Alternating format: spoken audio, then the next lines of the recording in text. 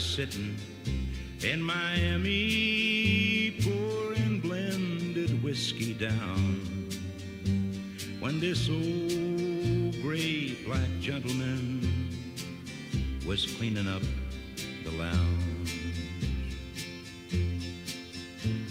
There wasn't anyone around except this old man and me. The guy who ran the bar was watching Ironsides on TV. Uninvited, he sat down and opened up his mind on old dogs and children and watermelon wine. Ever had a drink of watermelon wine, he asked. He told me all about it, though I didn't answer back. Ain't but three things in this world that's worth a solitary dime, but old dogs and children and watermelon wine. He said women think about themselves when menfolk ain't around, and friends are hard to find when they discover that you're down. He said I tried it all when I was young and in my natural prime. Now it's old dogs and children and watermelon wine. Old dogs care about you even when you make mistakes. God bless little children while they're still too young to hate. When he moved away, I found my pen and copied down that line about old dogs and children and watermelon wine.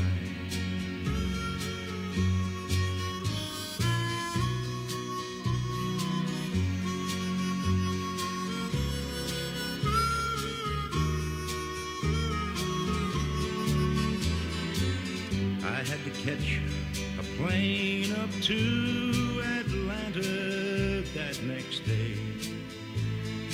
As I left for my room, I saw him picking up my change. That night I dreamed in peaceful sleep of shady summertime, of old dogs and children and watermelon wine.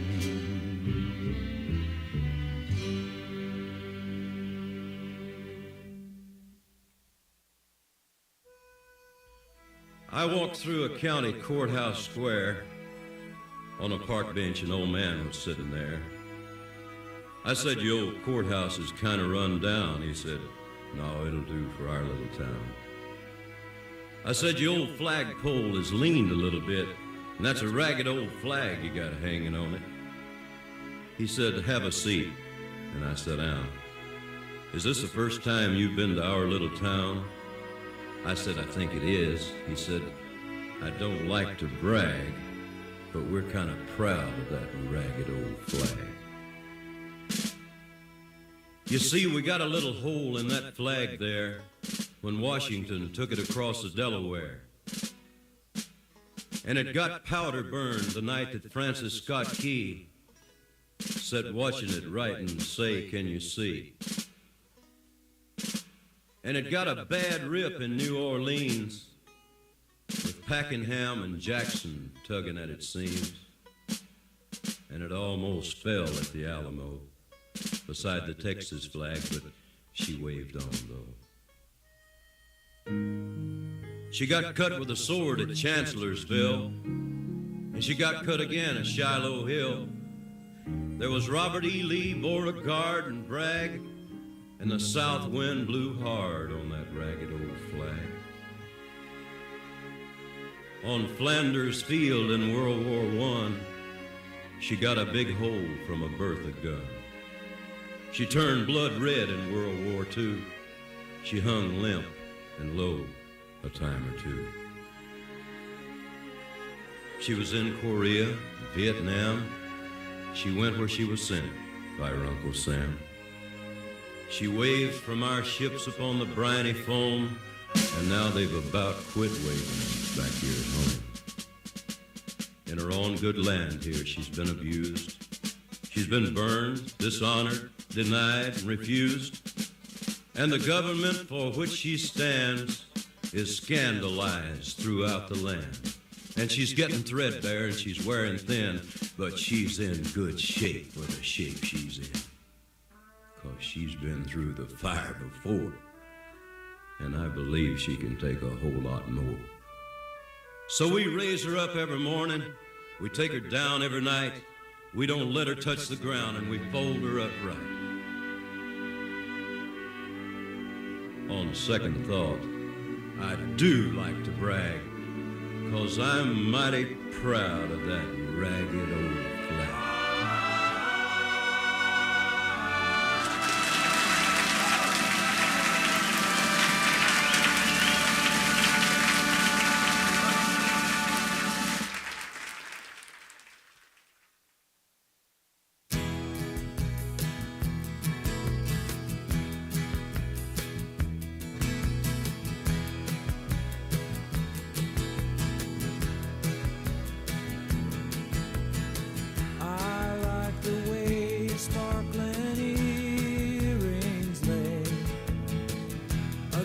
Your skin so brown,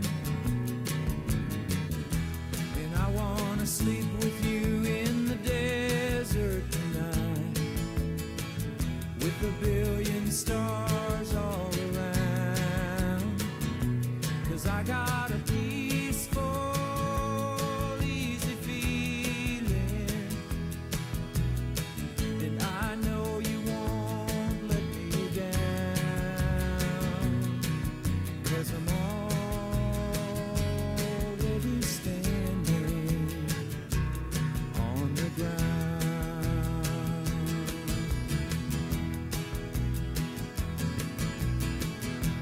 And I found out a long time ago what a woman can do to your soul. Oh, but she can't take you anyway. You don't already know how to go. And I got a peaceful, easy feeling, and I know you won't let me down. 'Cause I'm already standing on the ground.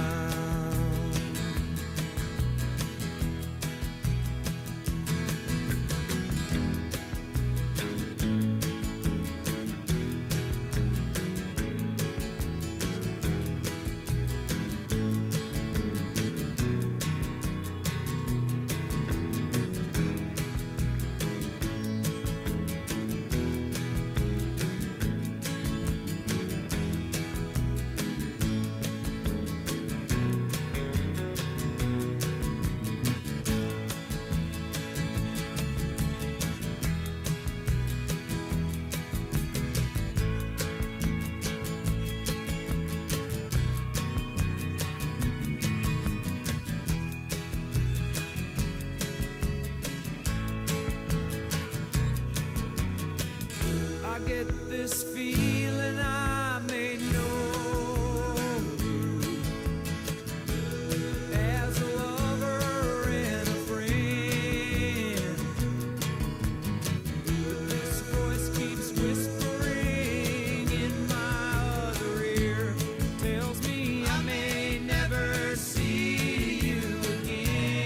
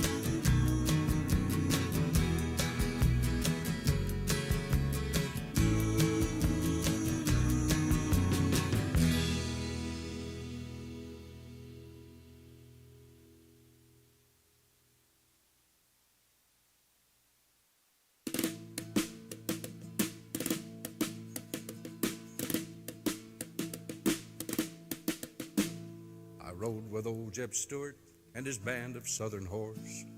There never were no Yankees who could beat us force to force. No, they never did defeat us, but we never could evade their dirty foreign politics and cowardly blockade.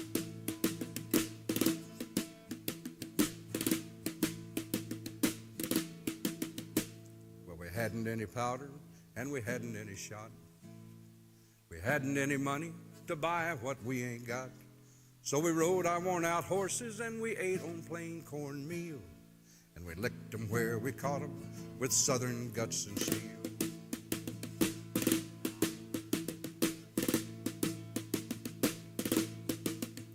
Well, we sunk the ship at Sumter, and we broke her plumb in two, and we showed them bully Yankees just what we aimed to do. At a little creek called Bull Run, we took their starry rag to wipe our horses down with, and I ain't here to brag.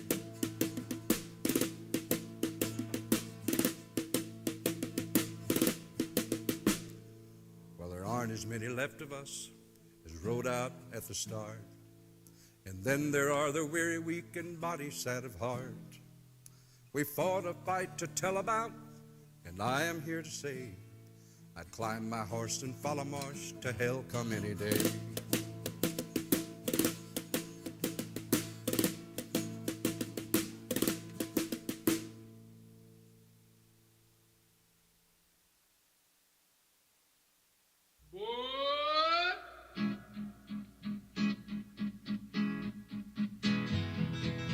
From old Montana down to Alabama, I've been before and I'll travel again. You tribal women can't keep a good man down. You dealt the cards, but you missed the play, so hit the road and be on your way. Gonna board the Golden Rocket and leave this town. I was a good engine running on time, but baby, I'm switching to another line. So honey, never hang your signal out for me. I'm tired of running on the same old track for a one-way ticket and I won't be back. This Golden Rocket's gonna roll my blues away.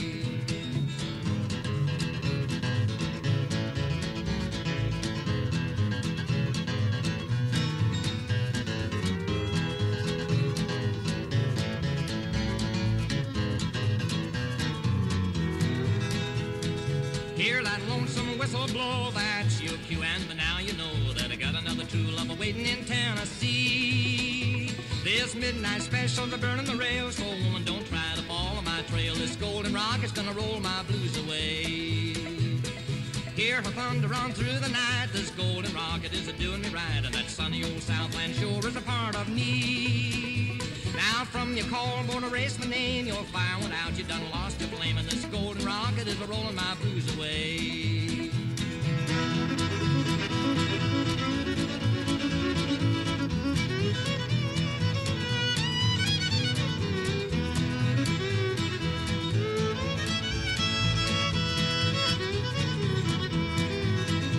That old conductor, he seemed to know you done me wrong. I was feeling low, for he yelled aloud, we're over that Dixon line. The brakeman started singing a song, said you're worried now, but it won't be long. This Golden Rocket is leaving your blues behind.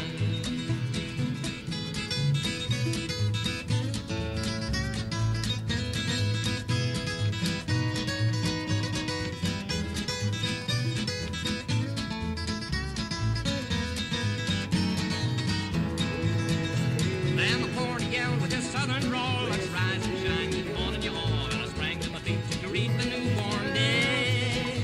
When I kissed my baby in the station door, that whistle blew like it never before, of the Golden Rocket that rolled my blues away.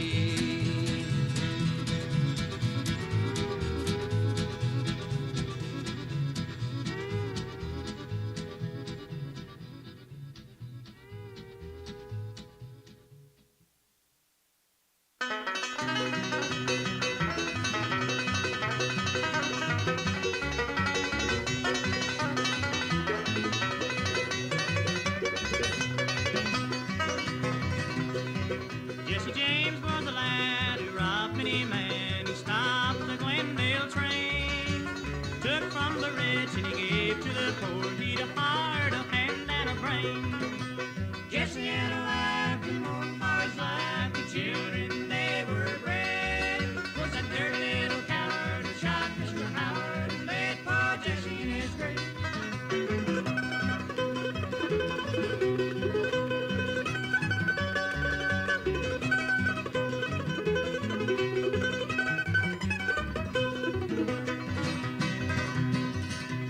was on a Wednesday night when the moon was shining bright. He stopped the Glendale train. People they did say for many miles away it was robbed by Frank and Jesse Jane. Jesse.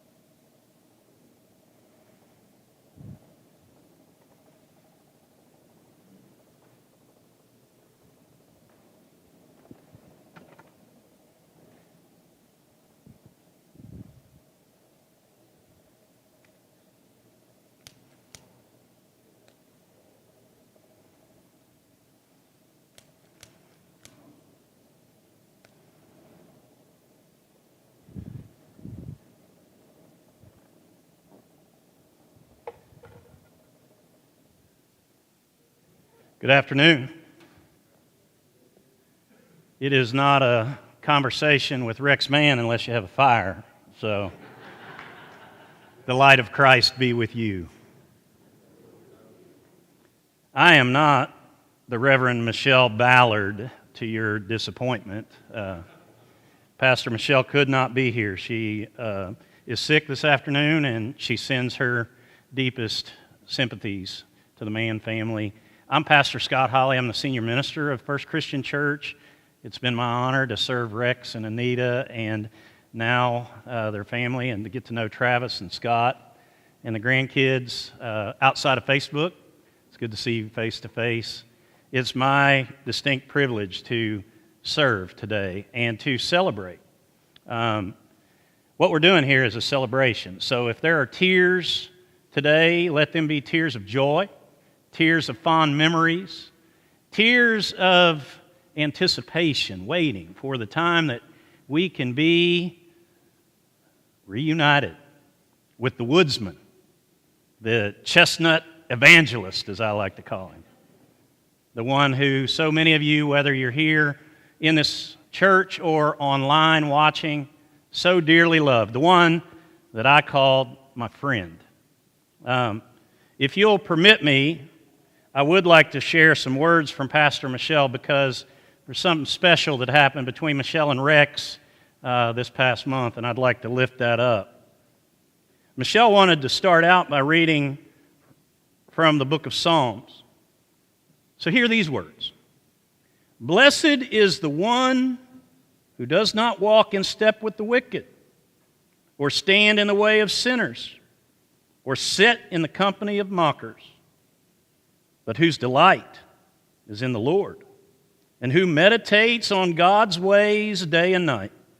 That person is like a tree planted by streams of water, which yields its fruit in season.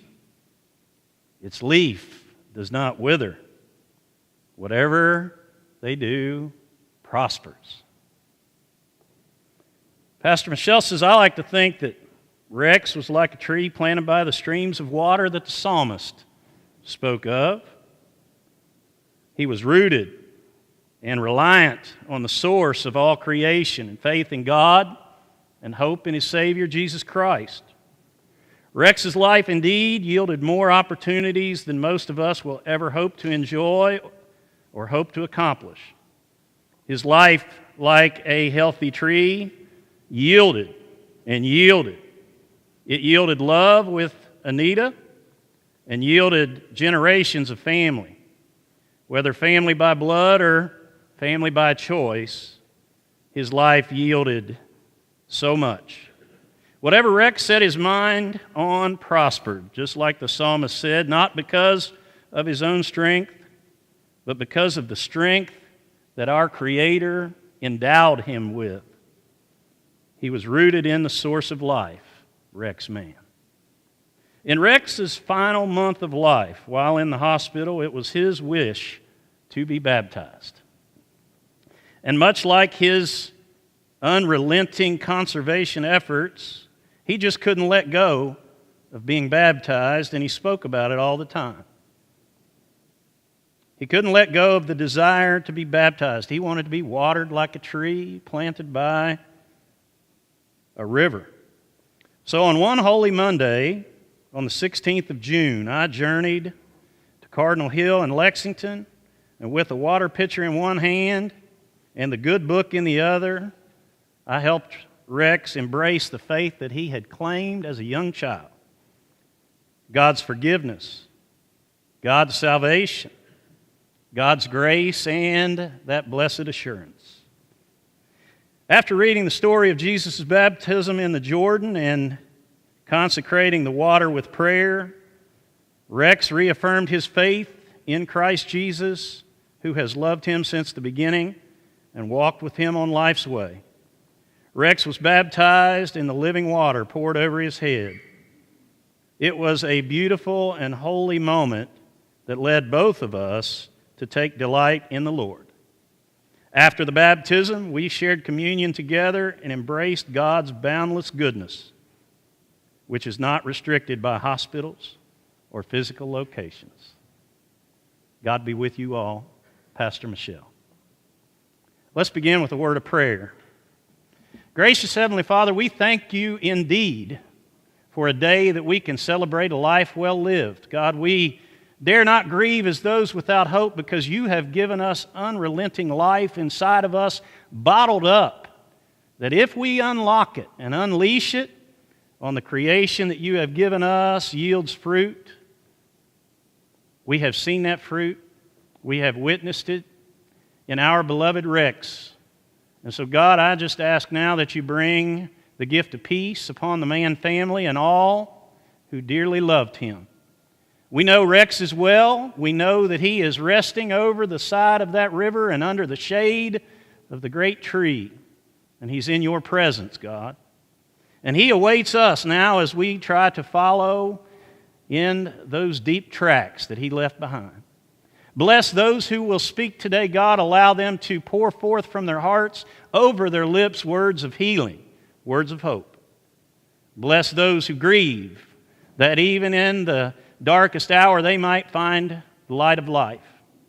And allow us all to be comforted by the presence of each other, both today and in the days ahead. God, we love you and we thank you and we praise you through Jesus Christ our Lord. Amen. I would ask you to stand with me now as I turn it over to my brother, Lenny Bruce. That was beautiful. Thank you very much. Ladies and gentlemen, please recite with me our Pledge of Allegiance. I pledge allegiance to the flag of the United States of America and to the republic for which it stands, one nation, under God, indivisible, with liberty and justice for all. Thank you.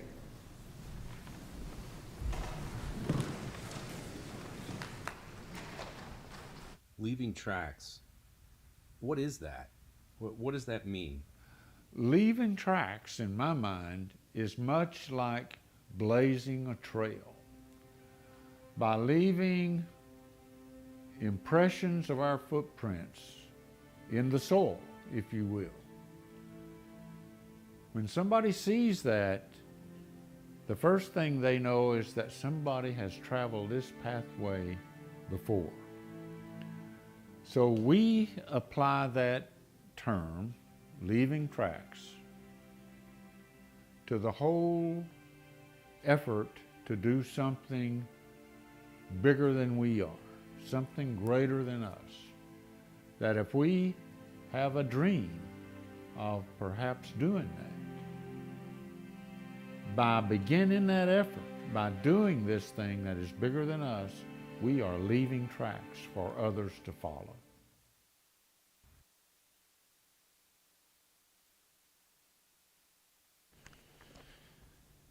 What do you say we give it up for the woodsman?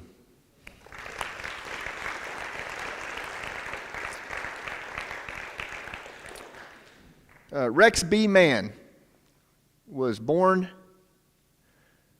on July 20th, 1944, and he died, took his last breath at 80 years old on July 2nd, 2025. He was born in a little town in western North Carolina up in the mountains called Canton to Howard and Octavia Pearl Mann. His dad was a sharecropper for tobacco and eventually became a Baptist minister. Pretty darn good one. And, you know, Dad growing up, he was my father. He was Travis's father. And he was husband to Anita, his high school sweetheart. And they were married for 59 years.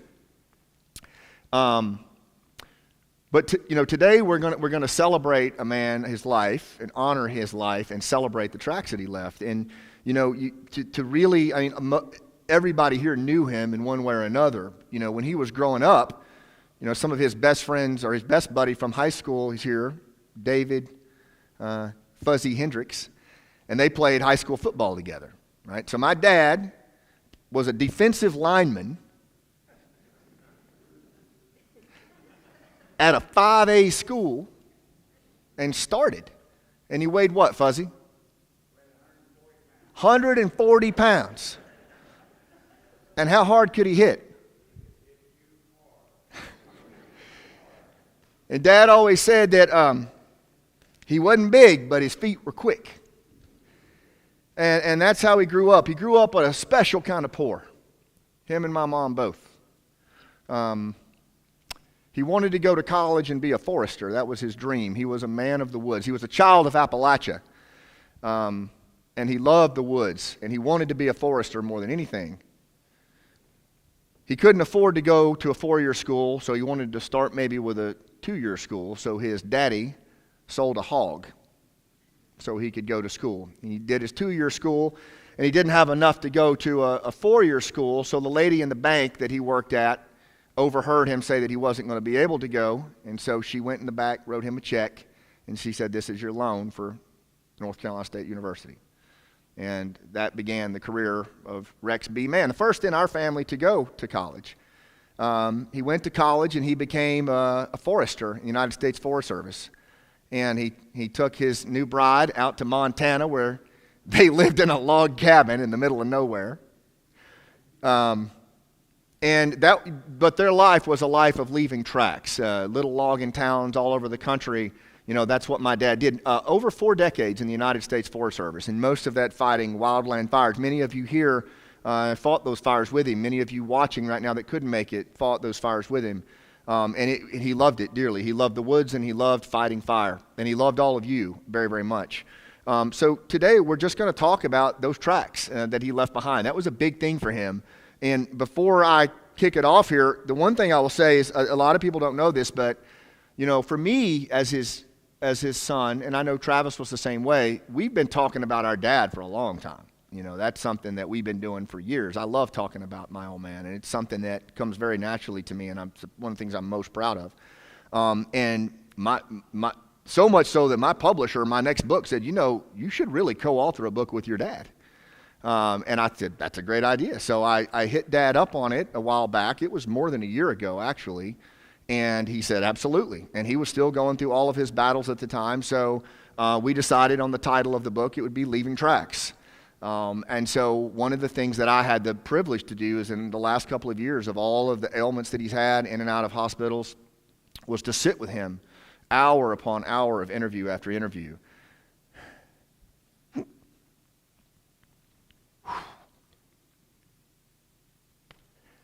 And we finished our last interview, you know, right before he passed.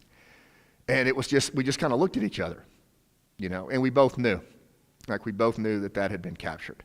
And one of the things that came out of that, you guys, was talking to him, was that there's, you know, you talk about tracks. I mean, we're talking about legacy, impact, purpose. And the thing that I've seen with him and with all of you is that tracks seem to kind of come in 3 sizes, and you're going to hear them throughout today.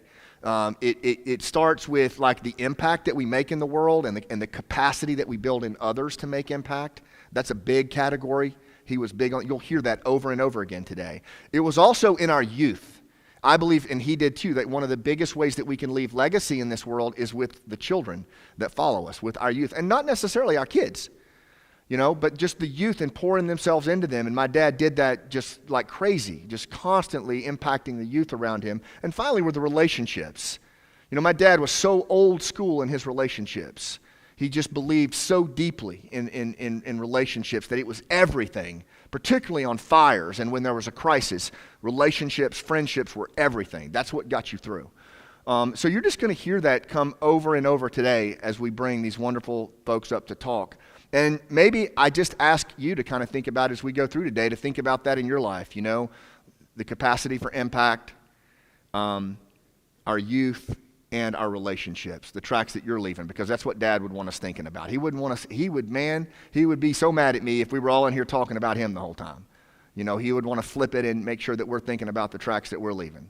So I hope that you'll kind of look at it through that filter today as these amazing speakers come up here.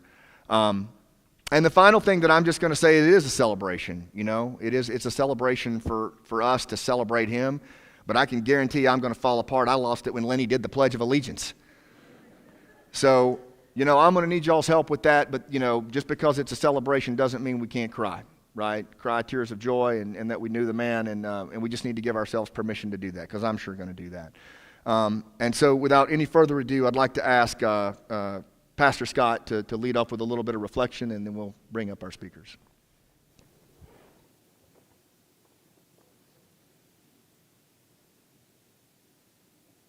Thank you so much, Scott. Thank you, Miss Anita. Thank you. Thank you, Travis.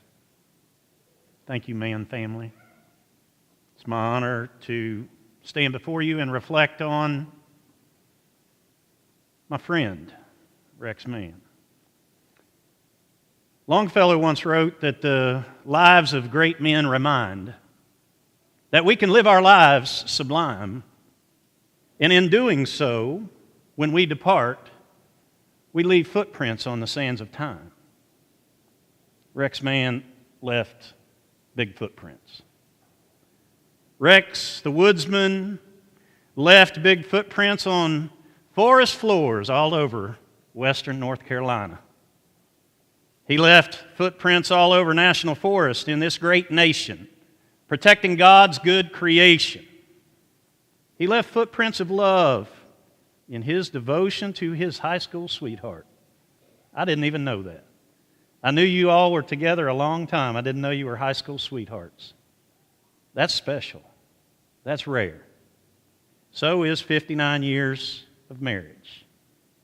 Rex and Anita have left big footprints. Rex left footprints of devotion to his family, his two sons, who he unabashedly doted on when I visited and bragged on like any proud father would, was only surpassed by his love of his extended family, his daughters-in-law, who he claimed as his own, and especially his grandchildren. I heard a lot about his family when I would sit by that stone fireplace, smell the smoke, and listen to the wood pop.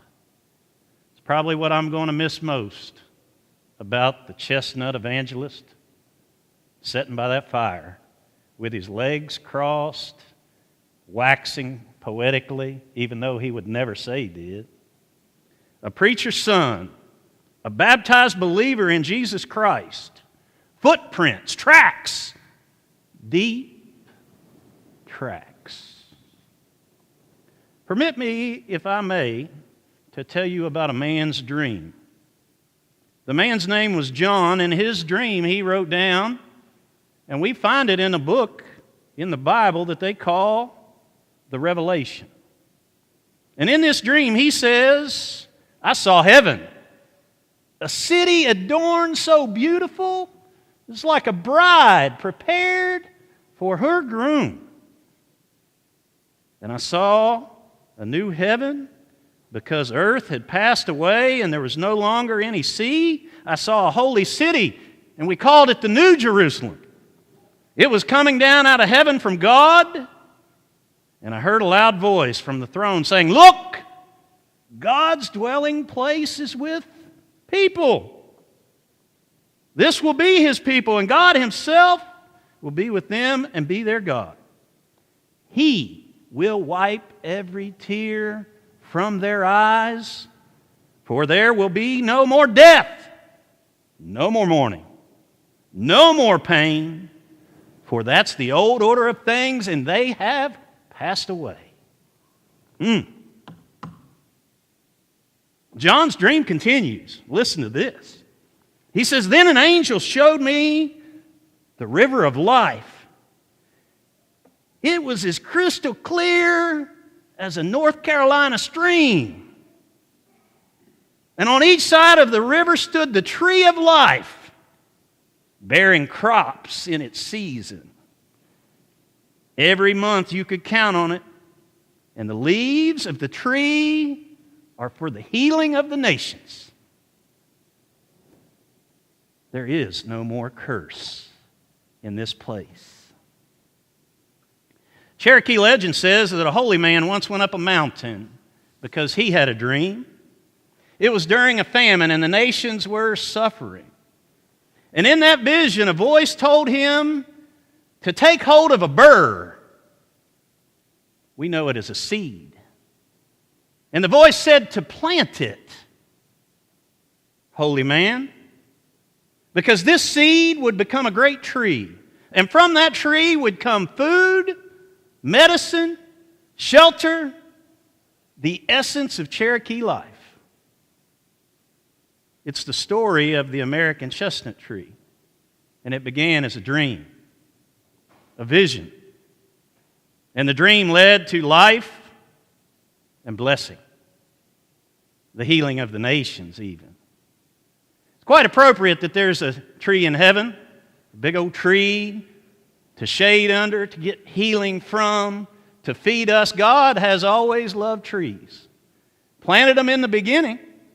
We were supposed to tend to them, take care of them, you know. Well, we exploited them, and God's been chasing after us ever since. You know, I find it kind of strange. I've been pondering this. Rex spent his life trying to harness fire. You know, he loved it. He enjoyed the beauty of a fire. He respected the power of a fire. But yet he spent his life trying to keep it from being its own worst enemy. I want you to think about that with God. God's been after us ever since we exploited that tree. Not because He doesn't love us, but because He loves us dearly. And He sees something in us, some potential. And I like to think just like a fire, God looks down on people like Rex Mann and just warms Himself, revels in it, like a proud daddy. This is why I know that when Rex closed his eyes to eternity, he heard those words that we all would long to hear, "Well done, thy good and faithful one." Now, I don't know about you, but in my sanctified mind, it's been a while, I haven't been preaching for a minute, but in my mind, I have a vision that Rex Mann has crossed over that river and is shading himself under that great tree. And you can say I'm a dreamer if you want, but my vision comes from a deep, abiding faith that I have and Rex shared. It comes from a trust in God, a somethingness beyond this life. For if this life is good, and it is, there must be something beyond that's better. A hereafter, an evermore, or as John dreamed of, an infinite peace. In one of his public reflections, I'm so glad Rex had some public reflections. In his TED Talk, I went back and watched his TED Talk this week. You should watch it if you haven't seen it. He gave this talk and he described his discovery of the American chestnut, and he described it as somewhat of a spiritual awakening. Did you hear that? He said it changed his life, and it gave him purpose late in his life, and it filled him with a sense of calling. You could hear it in his voice, Scott, this sense of purpose and calling. And you could hear that it wasn't just about trees. It was about leaving tracks, leaving hope. It was about legacy. It was about the healing of the land for those who come after us. That's the kind of gospel that Rex preached. And I believe that dream didn't die with him because, brothers and sisters, death can only take away the tree. It's powerless against the seeds. He has left his seeds. They are all around us. He has left footprints and deep, deep tracks. And as he said in his TED Talk, we have everything we need. We just need the will to follow. Let me close with a poem I found that I believe Rex would have loved. We must live through the winter to enjoy the spring. And meadows, they are cold and silent even before the martin birds can sing. A seed must be buried in the darkness before the bud and bloom, and the sweetest, warmest sunshine comes after storms and gloom. So is the heart that endures trial and gains the purest joy of all. And sometimes from the lips that taste sadness, the sweetest songs will fall. For as peace comes after suffering and love through pain, so after earth comes heaven, and out of our loss, the greatest gain. Amen.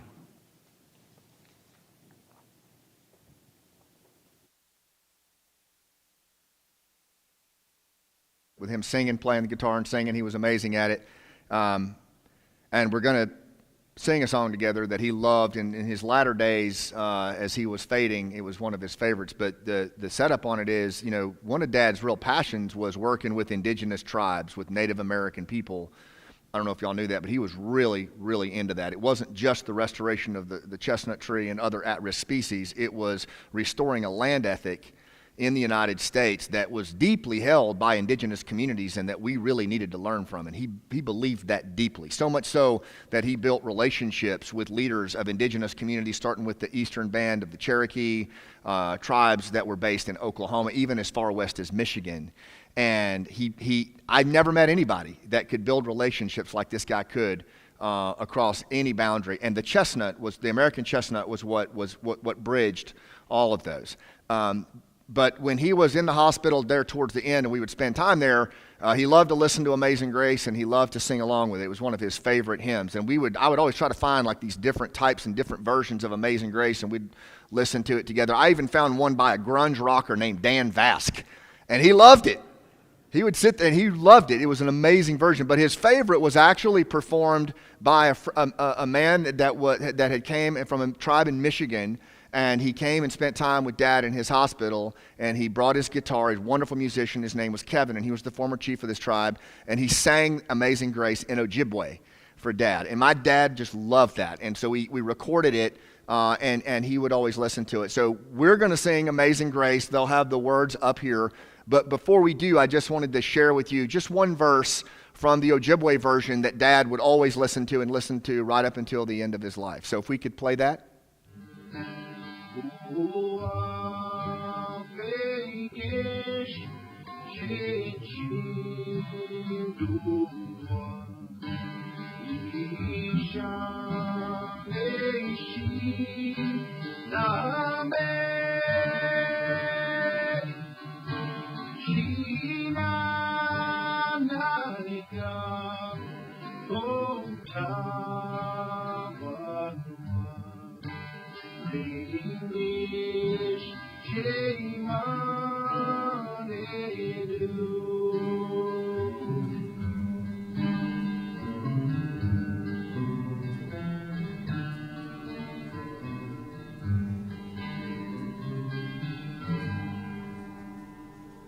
with that, if I could ask you all to stand and we'll sing Amazing Grace together.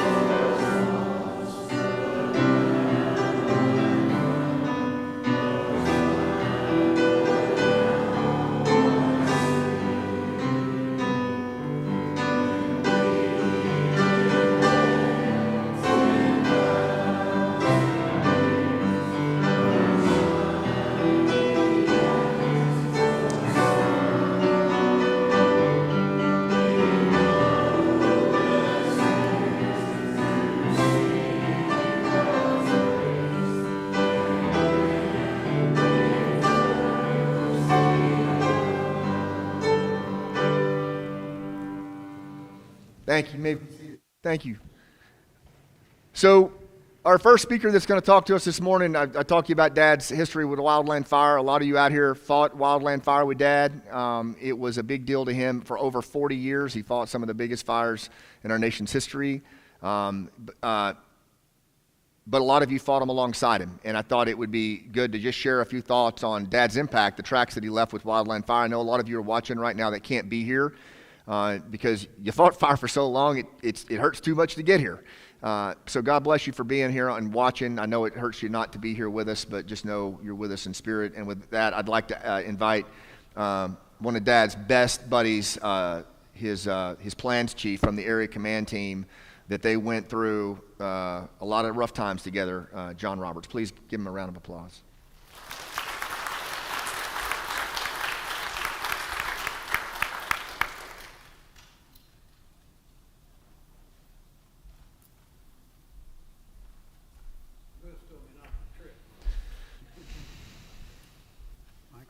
Yes, sir. Lewis, you got another job. When I get into about 30, 40 minutes, wait a bit, because it's supposed to be like 7 or 8.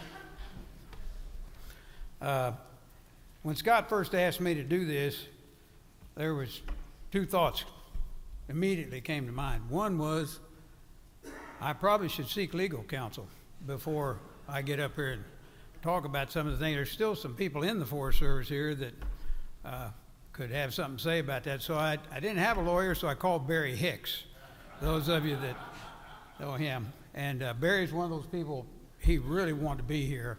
I've been talking to him last week, talked to him 2 or 3 times today already. And he really wanted to be here, and I filtered a lot of things through him, and that was a good thing. I decided, because if I say something bad, it's from Barry. The rest of it was from me. The other thing I thought about, and I really appreciate, I didn't know Scott was what he was going to say, but the things he led with there about relationships and so on and so forth ties right into what I was going to talk about, because it's hard to talk about the tracks without the impact he had on me and all the other people, and then we've spread that to other people, you know.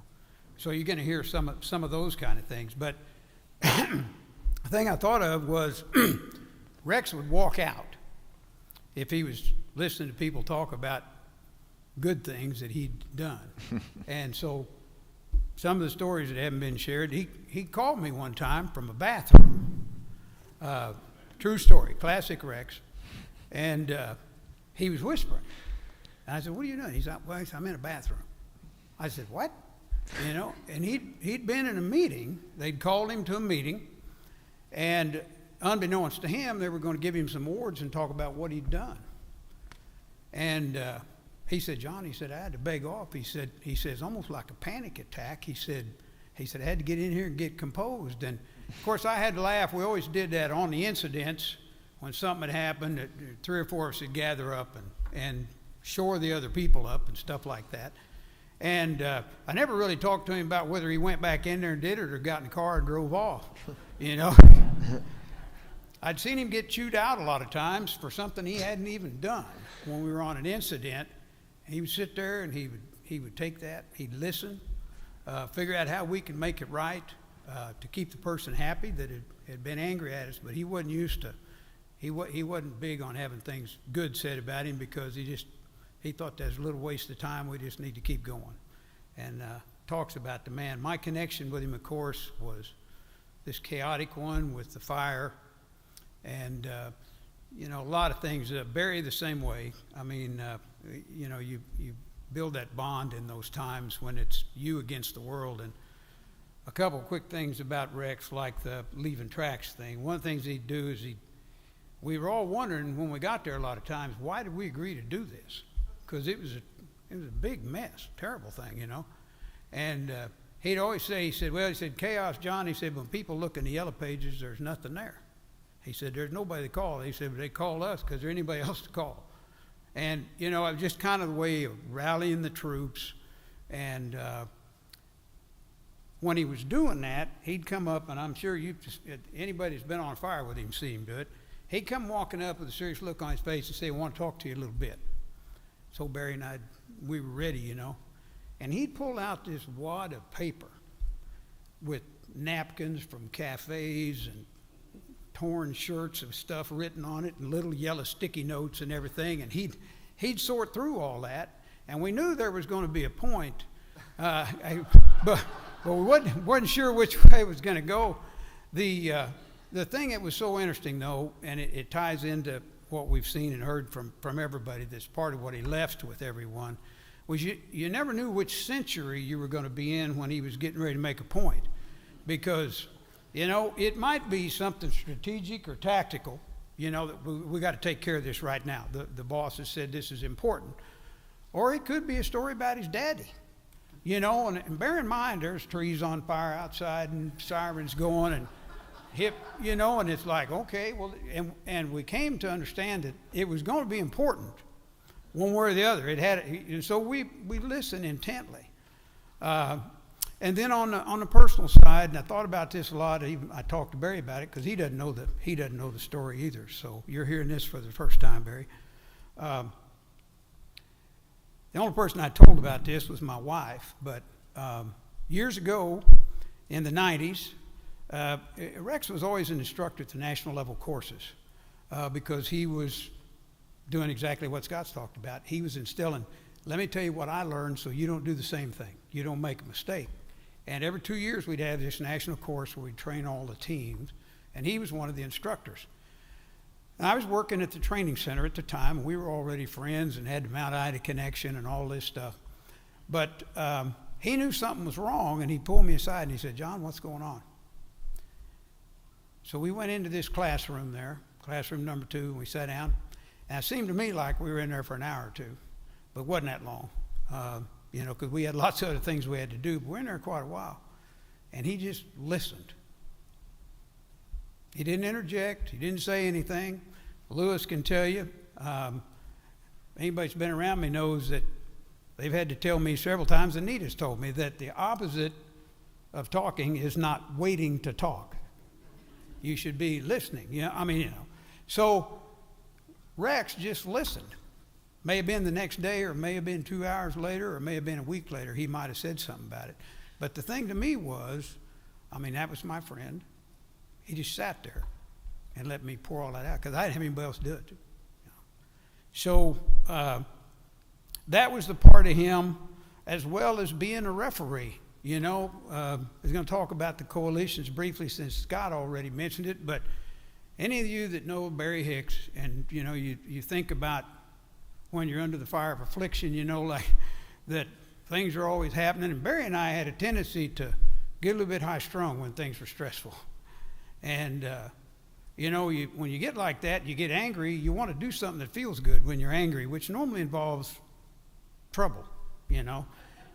You're going to chew somebody out that you really shouldn't chew out, or you're going to try to send somebody home or something like that. And so he spent a good deal of the time in the area command thing being a referee, you know. And we knew that, and so we'd purposely come up with things to make him do it, you know, sometime. But he could build that kind of coalitions. I was thinking as Scott was talking, and it's part of what I talked about. And some of these people I'm going to mention are not here. I know some of them are tuned in, but think about this. Rex took people like myself, Lewis Kearney, Glenn Majors, for those of you that know Glenn Majors, and made a team out of them. I mean, can you believe that? I mean, who would take a bunch of Southern boy, country misfits and say that'd be a good bunch to make a team with? But he did that, you know.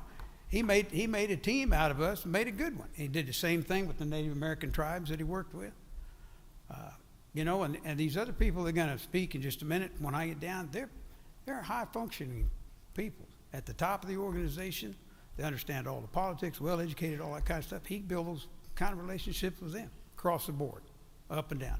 Everybody felt the same. And the way he did that, in my opinion, he was always authentic. You know, the call from the bathroom, you know. It was just Rex. He didn't know how to be anybody else. He didn't want to be anybody else. He liked who he was. He's proud of where he came from, and he made everybody else realize they could be proud of where they came from. He didn't have to be something else. You know, we can do this. And that's what we did for years and years and years. And a couple of short stories on the fire thing, and then my time is undoubtedly getting close to being up. But there were a lot of those area command things, and essentially what that is when they were out of everything else, they would call somebody to come in and help orchestrate some things with the team. We didn't have a lot of resources, but we would manage the different incidents so they would share and things like that. So it wasn't a good, when the phone rang for area commands, people weren't having a good day, or they never would have called, right? So the Florida fires of 1998, there's a couple things here. One is some of the positions that I was a part of in the Forest Service, I had occasion to be behind the scenes early on for things that happened. And I shared this with Barry the other day, and he thought I ought to share it as well, because we know these things kind of happen in politics. But these teams would be in a rotation. Rex's team would be on call for 2 weeks, and then somebody else would be on call for 2 weeks, somebody else would be on call for 2 weeks. Well, there was more than once that I was personally involved where the people calling the team wanted to wait until Saturday night at midnight before they ordered a team so Rex's team would get the call. And on one occasion, Rex's team was the third one down. They were going to have to wait 4 weeks. And so what they wound up doing was figuring a way that they could get Rex to come advise the state forester without bringing the rest of his team. I mean, he was respected that much and had that kind of relationship with those people. So if you think about that, and then this Florida fires, it was 1998, the whole state was on fire. All the politicians were there. President Clinton was there. Mike Dukakis was running for president. He's there. The Congress people are there. All of the heads of the different departments are there.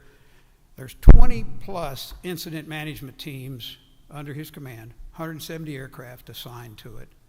And on top of that, guy sitting right out there, Lewis Kearney, is surrounded by fire in Volusia County, and we're evacuating the entire county, about 30,000 people. They're all going north on the interstate. We've closed the southern part of the interstate that comes down to Florida, and we got all 4 lanes of traffic with 30,000 people going north. And Rex is on a sidewalk talking to James Lee Witt.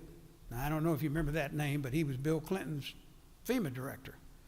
And in the Forest Service at the time, and Tony and I were sharing some of these kind of stories earlier, is that one of the problems became the fire people were also the ones that did a lot of the work with the trees and in the woods and everything else. And so if you sent them off to Florida and you were having Arizona pay for their people to be in Florida the first 8 hours of every day, they got kind of reluctant to send the help.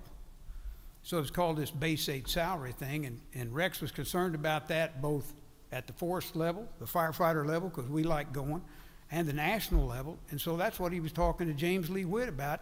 James Lee had said, what can we do to help? And that's what Rex was focused on.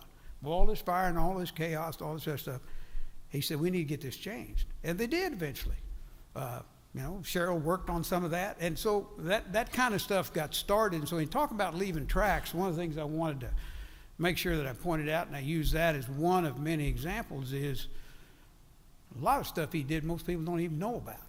It's like that. I mean, because that was just one little thing that happened in the middle of a great big fire. So anyway, what I'll close with before I get the hook here is just several days ago, and I've been talking to Barry and had Rex on my mind, and I was reading this thing about the road to Emmaus, if I said that correctly.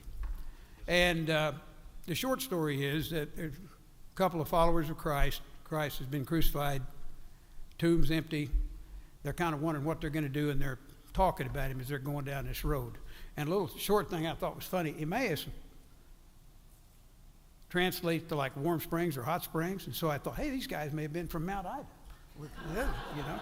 But so you see how Rex affected it? Anyway, but what I wanted to close with was, I know what I was feeling, I know what Barry was feeling, the closeness that we had, and I know everybody else is feeling the same thing. The church is probably full of people, and I was thinking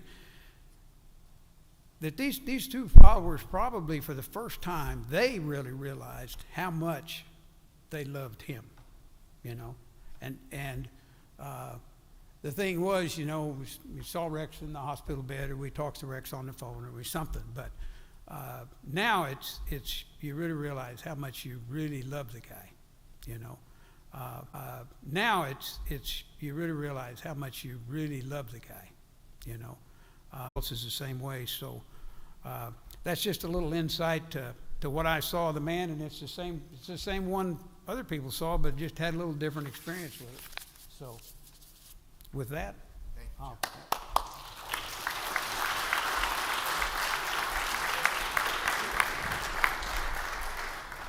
Okay, staying on the theme of the resources and the wildland fire and the Forest Service, we thought it would be awesome for former Chief of the Forest Service, Tony Took, to come up and talk. The cool thing that I've had the experience with, and Travis has too, is that a lot of the senior leaders of the Forest Service were guys that Dad mentored, you know, through the years. And that's just the neatest thing, because I get to hear all the stories from them on Dad as a leader that I would never get to hear, you know, and get their senior perspective on it and how it affected the institution and our national force. And with that, I'd like to welcome Tony Took to come up.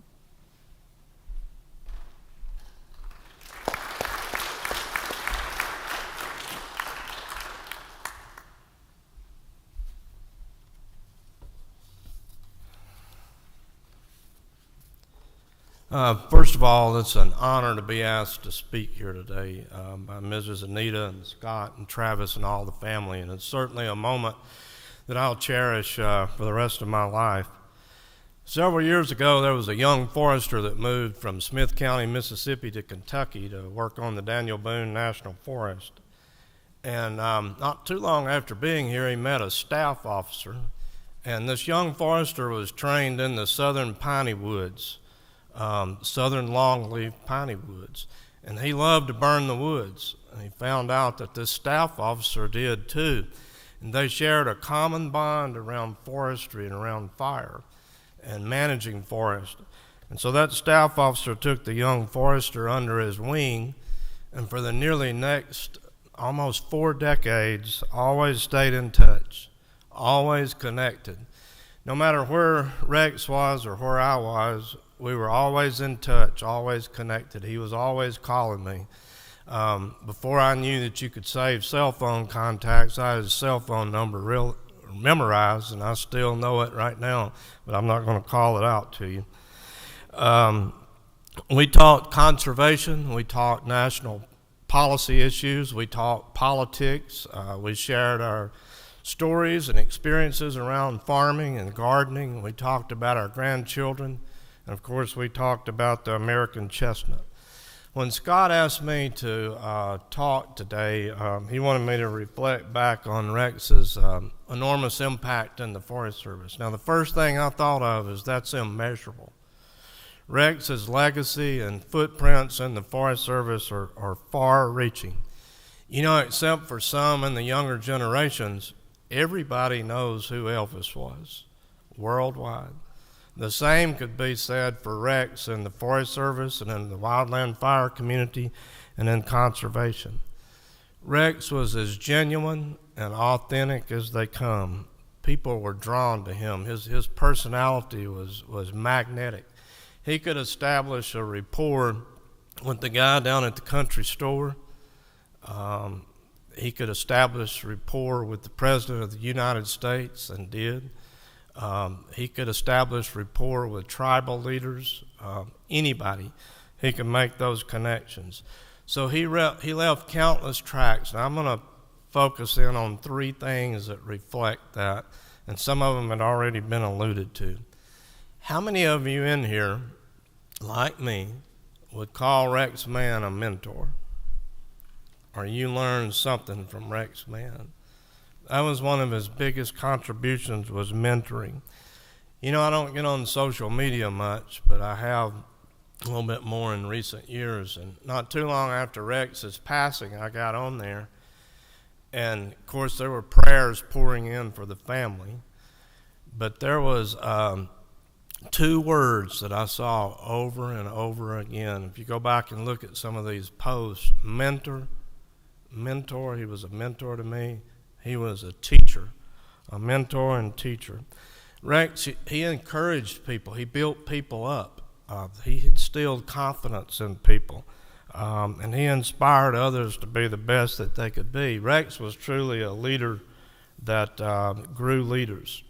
And the second thing I want to highlight, and I want to keep going with this leadership culture, and John Roberts has already alluded to this. He contributed mightily to the leadership culture in the Forest Service, to wildland fire leadership, and in conservation. Now, if you look on the back of your program, and you probably already have, and it's up here, and it's already been mentioned, and I've had a copy of these for a long time, and I know Ken Arney has as well, and these were Rex Mann's Rules of the Road for Leadership, and there's 10 of them. I've seen these used in training courses. I've seen them used many times and put into practice in responses to catastrophic events, and I've seen them used at all levels and referred to at all levels of the Forest Service. Number 8 down there, be courteous and friendly to everyone you meet. I don't know of anybody more than Rex Mann that was more friendly and more courteous to everyone you meet, everyone that he met. Another one, number 3, was take on the toughest problem facing you and deal with it right now. Rex was can-do. Where other people saw obstacles, he saw opportunities. I'll give you an example. About 20 years ago, there was a lot of hurricanes in the state of Florida that impacted people all across the state. There was like a half a dozen or more. Lost homes, there were damaged homes, damaged businesses, large blue tarps over damaged homes. Large blue tarps over damaged homes. Homes that are still standing, they're still livable, but the roofs have been damaged. Now, as he was telling me that, you know, I was trying to wrap my mind around that. I didn't know that, I didn't think that'd ever been done. And I was seeing a lot of obstacles to that. And so I didn't say anything. So Rex repeated his message. He said, Tony, I told you that the Secretary of Agriculture and the Forest Service Chief and me all think this would be a really good idea. And so I still didn't say anything. And I thought for a moment, I said, you know, Tony, you ain't ever been the brightest brick in the stack. But that man just said, Secretary of Agriculture, Forest Service Chief, and Rex Mann thinks this is a really good idea. And in a little squeaky voice, I said, Rex, I think that's a great idea. When do you think we need to start? And I actually think some of the blue tarps were put over homes by Forest Service fire crews in the panhandle of Florida and South Alabama. But that's just an example where Rex saw opportunities and others saw obstacles. The last thing that I want to highlight, number 3, is what I will characterize. Rex made enormous contributions to the goodwill of the agency. In so many places, so many locations, so many situations, he was the face of the Forest Service. He was the face in wildland fire. He was the face, especially in recent years, in conservation. I can't think of anybody, and I'll describe it like this, that made more deposits in the goodwill bank of the Forest Service than Rex did. He never made withdrawals He was always putting those deposits in there that the agency was going to need down the road. Rex was a bridge builder. He dismantled fences. He built bridges. He strived to leave every situation, every place he went, better than he found it. I remember once the regional office sent me and my accident investigation team to review a burnover incident for a state forestry agency. And there were volunteer firefighters involved, and a couple of them lost their life. And so we began our work and started investigating this or doing this review, and the governor's office got involved. And specifically, the governor's chief of staff got involved. Well, I kind of got crossways with this individual. And lo and behold, I was more crossways than I knew that I was. And so I got nervous about it, and so I called Ken Arney. He was deputy regional forester at the time. I said, I've screwed up. You've got to do something. I said, this guy's really mad. And so he said, well, don't worry about it. We'll send some help out there. Well, the next day, Rex showed up. And it didn't take long that he had everything soothed over and back in place, and he made another deposit in that Goodwill bank. So he left a lot of tracks, mentoring, fostering a leadership culture, and spreading the goodwill of the agency. Those are just three among many. It has truly been my honor to be asked to do this, and I want to share one other thing. I'll close with this. Rex made every day count, every one count, and I know he did right up until his passing. And there's a poem, and I'm sure many of you have heard this poem, but I think it captures this really well for Rex making every day count. It's called A New Day. This is the beginning of a new day. God has given me this day to use as I will. I can waste it or I can use it for good. What I do today is important because I'm exchanging a day of my life for it. When tomorrow comes, this day will be gone forever, leaving something in its place I have traded for it. I want it to be gain, not loss, good, not evil, success, not failure, in order that I remember the price I paid for it. And I'm really going to miss my friend, and thank you for asking me to be here.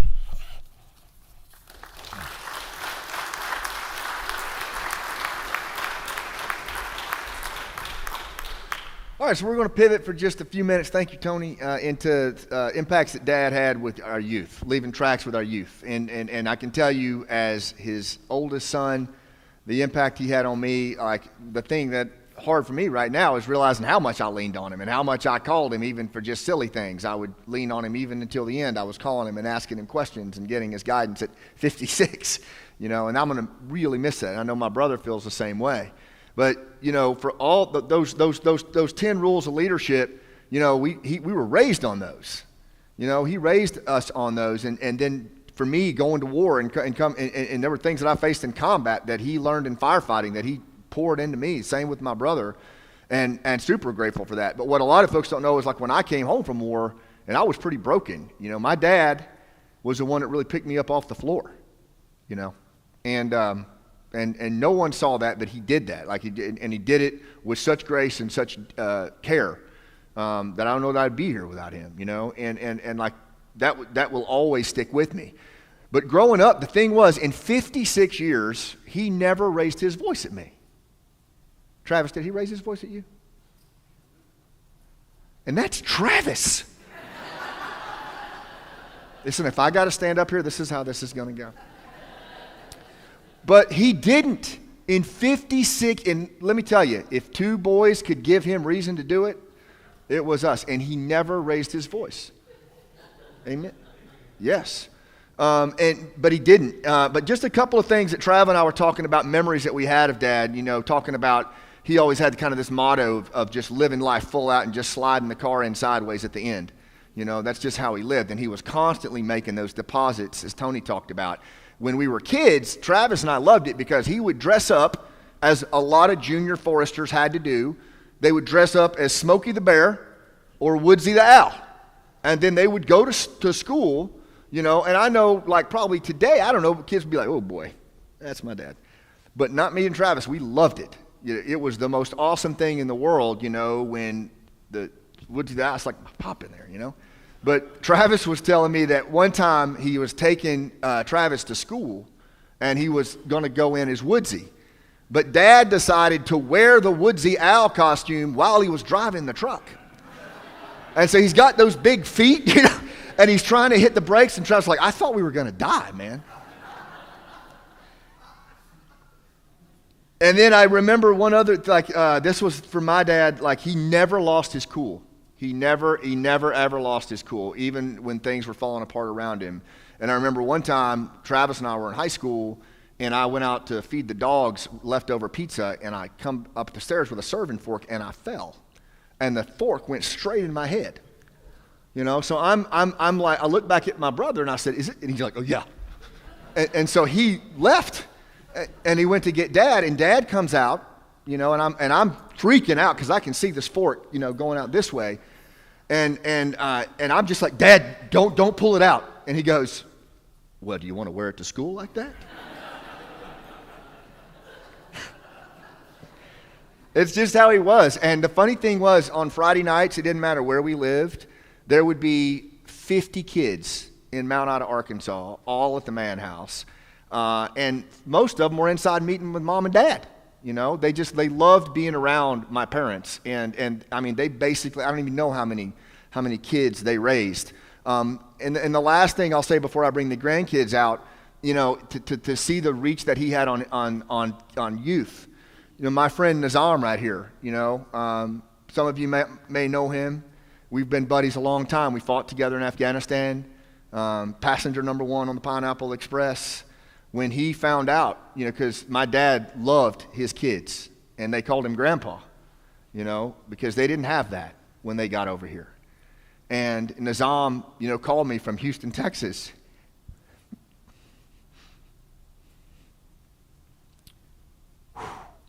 And he said, please tell me Grandpa's not gone. You know, and was on the first thing smoking up here to be here for us and for Dad. And that's just the reach that he had with youth. It was astounding. So with that, I want to give his grandkids a chance to talk a little bit about him. And so without any further ado, can you guys come up here?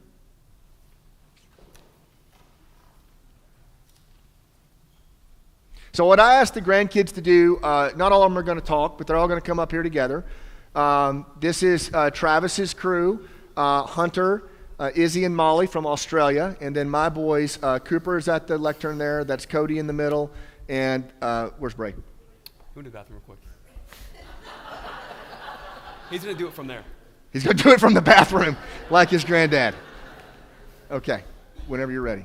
So what I asked them to do was to talk about one thing that stuck in their mind about their grandpa. As I took the last couple weeks to think about what I wanted to say and think about one particular story that really stood out, it was honestly pretty difficult. He had so many roles. I mean, he was a father, a son, a grandfather, and a husband, and he was so darn good at every single one of them. And it's, to me, hard to put into words the impact that he had on so many people.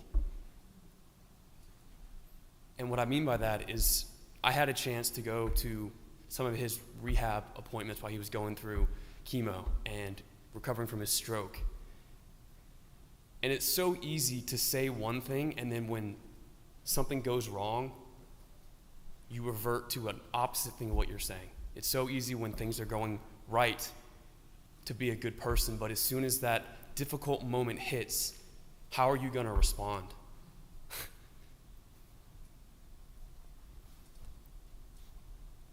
And it was with so much grace. And the little moments are what really stood out to me. Being at those appointments and seeing the nurses and the people that would come to see him, he's a shell of a man of what he was, and wasn't able to do certain things that he really loved, and he was asking about someone else.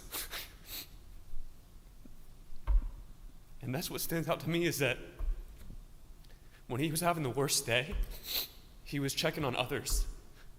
And it was those little moments of even the conversations he had with the nurses and the people that would come to see him. He just had so much love to give. And so, just the kind of person that he was is what really stands out to me. Thank you.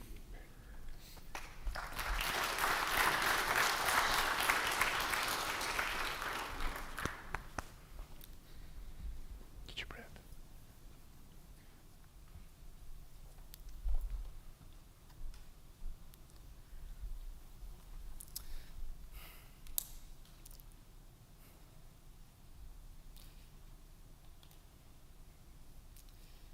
My papa used to always drive me down to the local store to get night crawlers, the little worms. Then we'd head down to the pond and I'd fish. He'd just sit there all day just watching.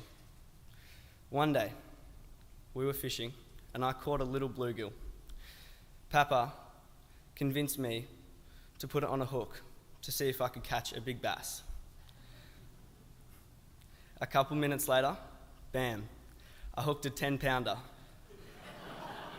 And Papa just sat there laughing like it made his day. Never once did anyone see Papa pick up a fishing rod. But his ability to teach and just watch is something we all dream of. Because of Papa, fishing will be something I enjoy the rest of my life. And I hope one day I can teach just as well as he taught me. Thank you.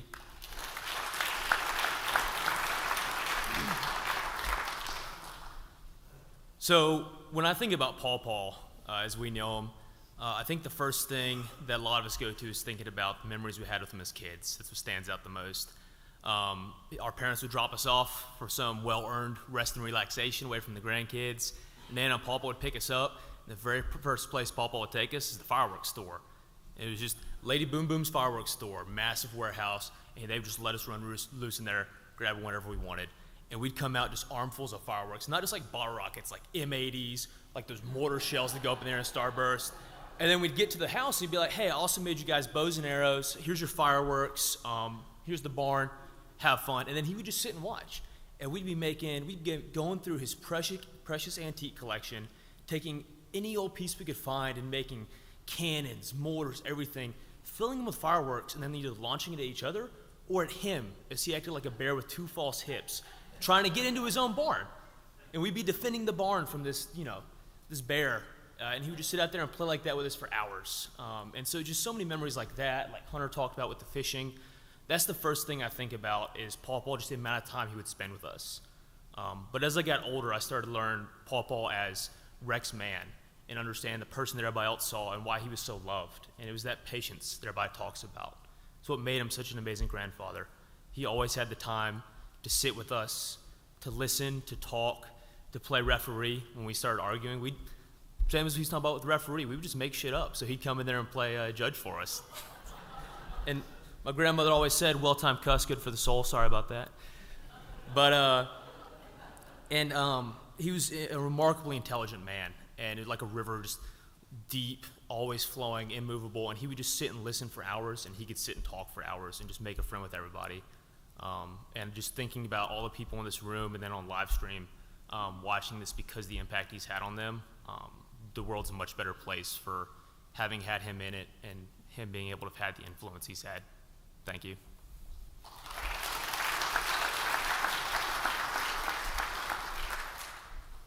Hello, everyone. So I wrote a few things down I wanted to say. First of all, I'm very grateful for the opportunity just to speak about my grandfather in front of such great people. My grandfather, Rex Mann, was the most gentle and powerful man I've ever seen.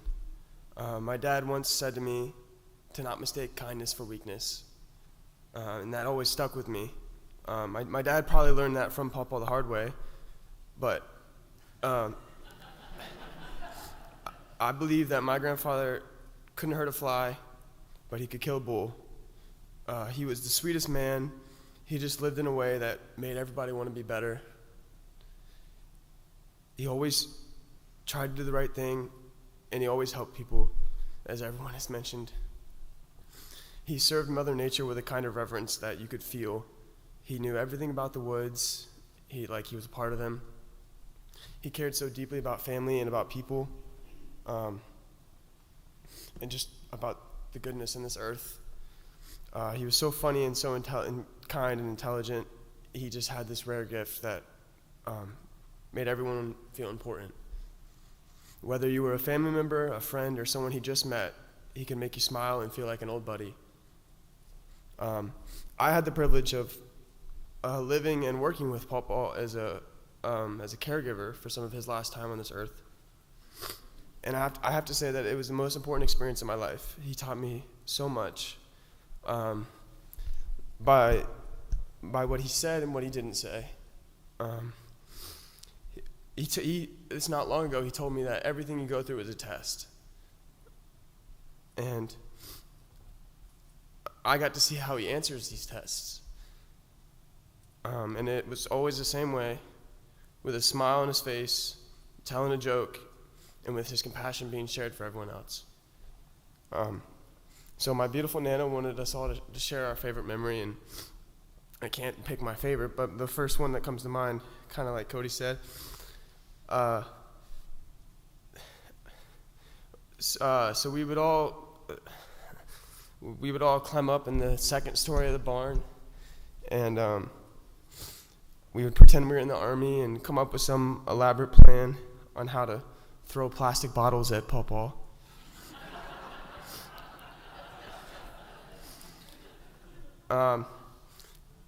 So for hours at a time, Papa would take one of Nana's kitchen bowls and put it on his head and just laugh and laugh as we continued to drop bottles on his head like bombs. He would just sit there laughing with us while letting out the occasional grunt to make us think that we got him good. It was so silly, but it was the best time in the world, and my papa knew that we were having fun. And that's the kind, like everyone said, that's the kind of man he was. He's patient, selfless, and loving. He's strong without ever needing to prove it. Rex Mann didn't need to say much to make an impact. He just lived with quiet strength and goodness. I've always believed that my family is so incredible, from my brothers and my cousins to my parents and their siblings. The amount of honor, drive, and goodness in this family all started with Paw Mann. Rex Mann was the definition of good, and I'm so proud to be his grandchild, and I believe I speak for everyone in this room when I say that Rex Mann will live on, and we will always honor and make him proud. Thank you.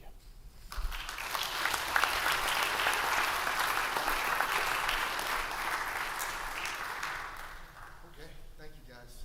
So while they're taking their seats, I just want to do something. Like, if anybody out there, if you son Cooper up to play a song to wrap up on the impact that Dad had on our youth. And before we get going here, I just want to say that Cooper and his infatuation with music and love of music, Dad had impacts on all the grandkids differently. Hunter talked about the fishing, but for Cooper it was music. And you'll see as this plays little pictures of Coop as a little guy watching Papaw. And if you haven't heard Rex Mann play and sing, it was a treat. He was truly an angel's voice, and loved it. And Cooper would just, all the grandkids would sit and watch, but Cooper would just stare like a cat looking out of a windshield. I mean, he just loved to watch him play. And then when the time finally came, he was able to pick up guitar, and he'll actually be singing a song called Oak Trees on Dad's guitar. So, over to you, bud.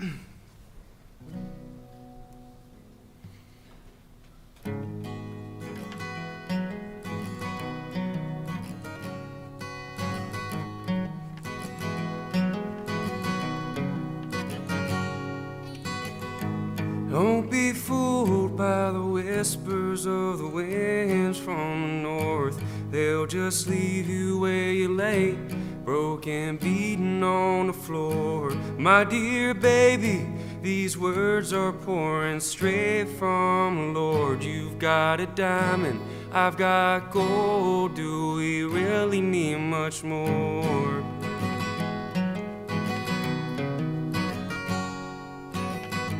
Don't be fooled by the voices that we're hearing from the town, 'cause all that matters in the end is that we're famous in this house. Open up all the walls, let the wind just blow us out. Take us away to a place where we couldn't live without. And just take my hand and be with me, my dear. We'll stay for good. And just promise me a life that's green from leaves beneath oak trees, yeah, beneath oak trees.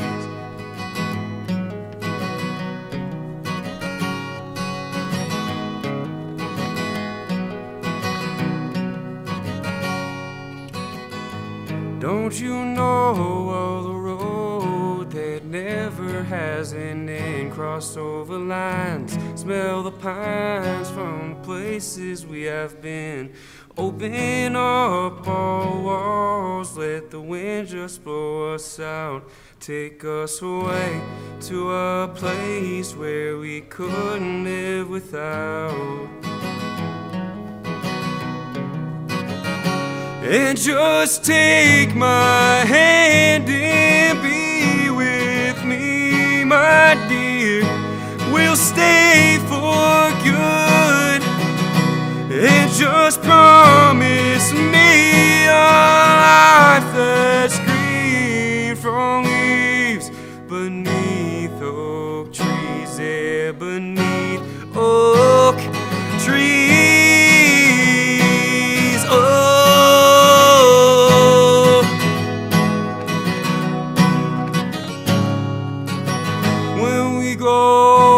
We'll find love in every single place. I'll put your flowers in a picture, 'cause I can't find a vase. But for now, sit with me at the altar of our grave. The sky looks pretty, but I swear to you, it's jealous of your face. And just take my hand and be with me, my dear. We'll stay for good. And just promise me a life that's green from leaves beneath oak trees, yeah, beneath oak trees.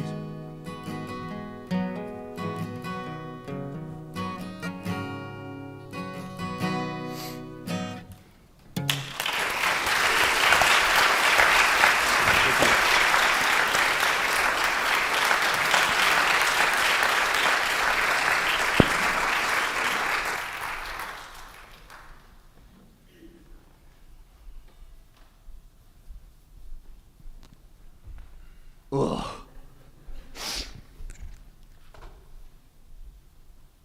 When Dad was in his final weeks in the hospital, months, he never stopped talking. This is what I was talking to Ken Arney about before we started today. He never stopped talking about the future. You know, a lot of times when people are facing that imminent close to their chapter, you know, they start reflecting, and he did, but he was always talking about the future, all the way up until the very end. He was talking about planting chestnut trees in western North Carolina on the heels of the hurricane. He was talking about, I got to call Ken Arney tomorrow, and I mean, it was constant. And for me, it was so uplifting to see him do that. He was always talking about the future, and one of the reasons he was able to do that was because he had these amazing caregivers.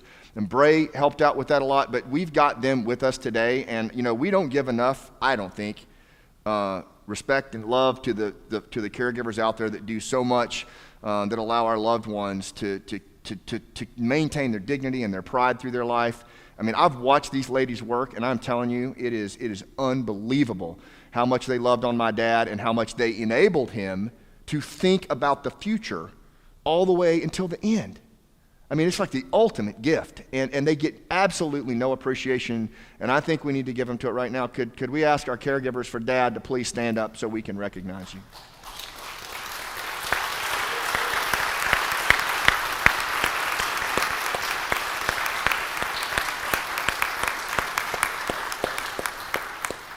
Oh, they're looking at me like they're going to get me for that later. Nobody better to talk about the future of the United States Forest Service and where it's going than the gentleman that's about to come up here. He was a dear friend of my dad. Dad had the opportunity to mentor him as he was coming up, and now he's moved into one of the most influential places in the Forest Service. He's really shaping the culture and where it's going, and he made the drive up here today, still on active service with the Forest Service. Ladies and gentlemen, please welcome Ken Arney.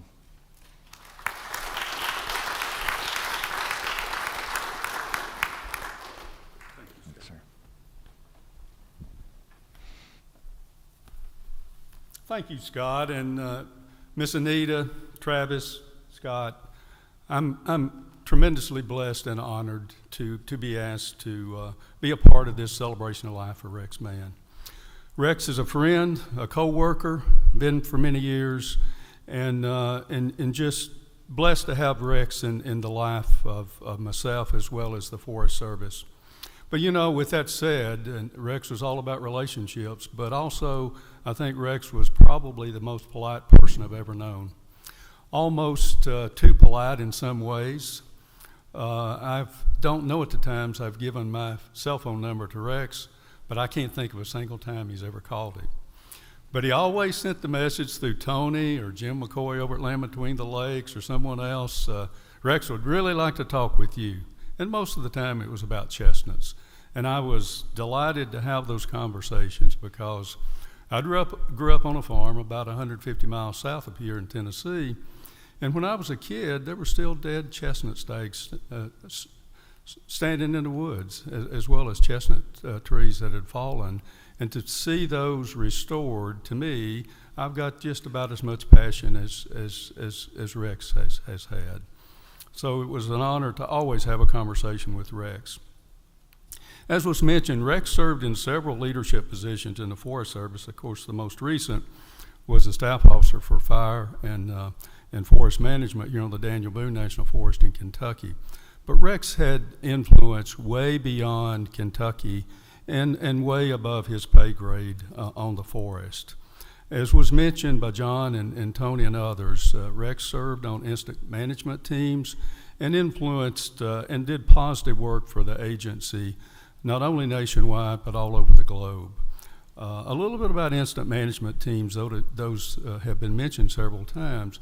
And for those of you that are not familiar, the Forest Service Research and Development Branch developed a backbone of a process to manage complex and high public impact events like large wildland fires.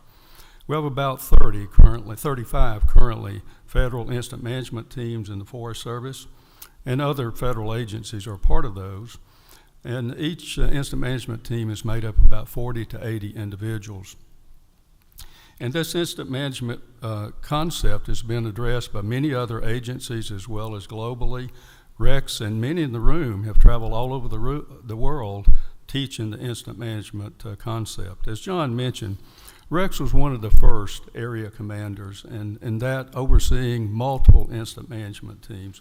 He just had the unique ability to gain support and trust so quickly. A few things I want to share, and I guess Tony and John and I probably should have huddled a little bit before this as we get into a little bit of repetition, but I'll try to gloss over that. But one thing that's not been mentioned is we had a leadership meeting. I know Dan Olson remembers this, 12, 13 years ago in Atlanta, and we asked Rex to help lead the discussion in this leadership meeting. Well, Rex invited the head trainer for the New York City Fire Department to be a part of that discussion. As Rex had developed that relationship as a part of the 9/11 response that the Forest Service ended up being a part of.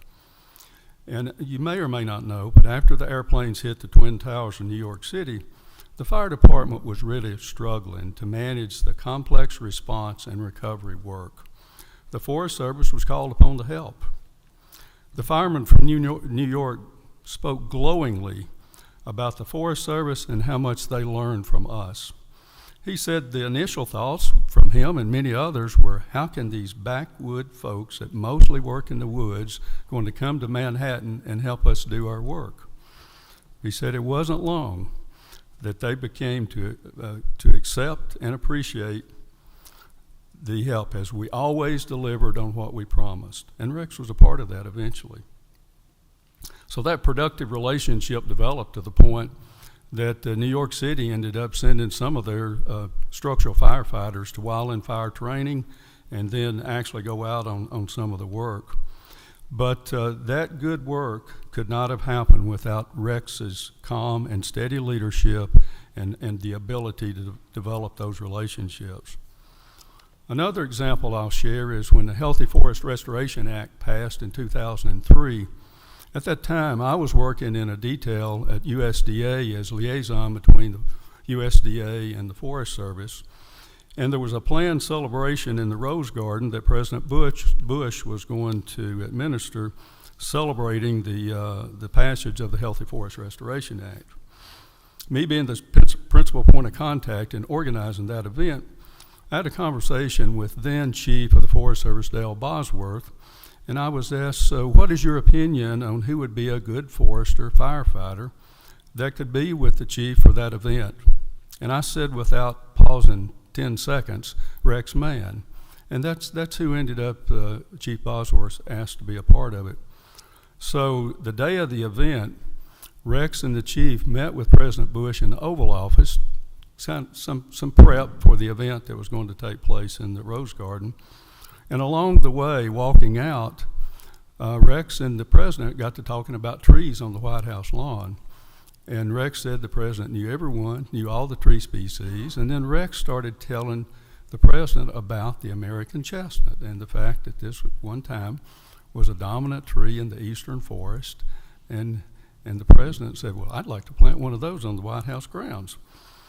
Well, when they looked into it and talked to the White House gardener, there was not any space for another tree. But Rex had connections. It wasn't too many months till there was divine intervention with lightning striking and killing a tree, which freed up a little space for another tree to be planted, which was a chestnut tree. And I'm not sure how that chestnut is doing. As we all know, full chestnut blight resistance is not fully achieved at this point, but it's being worked on. But also Rex, as Scott mentioned, had really a fond wanting to work with Native Americans and did a lot in building relationships, even after Rex retired, with Native Americans as we manage a lot of their homelands on national forest. And a lot of that was tied to chestnut restoration as well, but just tremendous relationships that will build and serve humanity far into the future. Also, chestnut foundation work, and I know Jules is going to be speaking in a minute, but the relationships there, and we've not always been on the same page, honestly, but Rex has really helped bridge those relationships, and we're really at a good place working together in restoring the American chestnut. So I think many of us in the Forest Service have learned from Rex's polite and calm and persistent way of doing business. And those are best exemplified in Rex's rules of the road for leadership, as you have on your program at the front of the room and as Tony referenced. And as we go forward in the Forest Service, and many of you know, we're going through a lot of change now. And I think those rules of the road of leadership are a good foundation to look back on and build from as we look at the changes that we'll be making over the next few days, weeks, and months and years. So Rex left a legacy, really, that's going to last forever in the Forest Service.